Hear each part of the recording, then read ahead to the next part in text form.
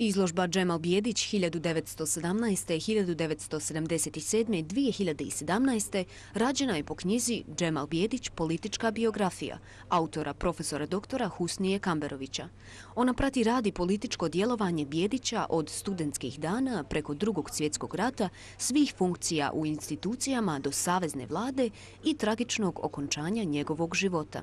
Mislim da je Bijedić bio jedan od rijetkih političara za koga se može reći da je u socijalističkoj Jugoslaviji, dakle za koga se može reći da je aktivno sudjelovao u izgradnji i razvoju jugoslavenske vanjske politike. Obično se smatra da je vanjska politika u Jugoslaviji bila rezervirana isključivo za predsjednika države, dakle za Tita, ali je ovdje, dok je Džemal Bijedić bio predsjednik vlade, uočljivo da je Bijedić, posjetivši više od 40 zemalja, 42 zemlje ukupno je on posjetio u vrijeme dok je bio predsjednik vlade, da je bio dakle aktivan sudionik u građenju te jugoslavenske vanjske politike, što s jedne strane govori ne samo o nekoj njegovoj bliskosti sa predsjednikom države, dakle sa Josipom Brozom Titom, nego i o važnosti i značaju i, rekao bih tako, gotovo mudrosti koju je Džemal Bijedić kao političar imao i koju je u cijelosti na neki način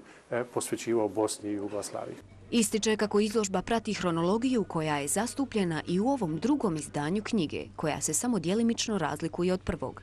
Izložba je sastavljena od 26 panoa koji će biti dio stalne postavke u Muzeju Hercegovine u spomen kući Džemala Bijedića u Mostaru. U drugom izdanju ja sam samo proširio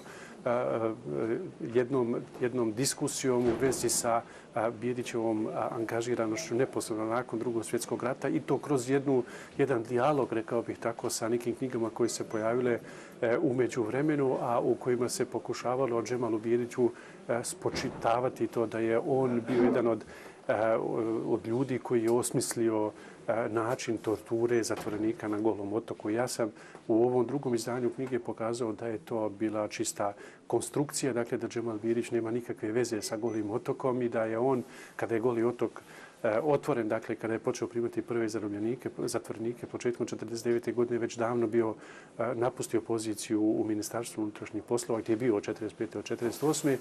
Bijedić je rođen 12. aprila 1917. godine u Mostaru, gdje je i odrastao kao potomak ugledne trgovačke porodice. Bio je predsjednik Saveznog izvršnog vijeća, odnosno vlade socijalističke Jugoslavije.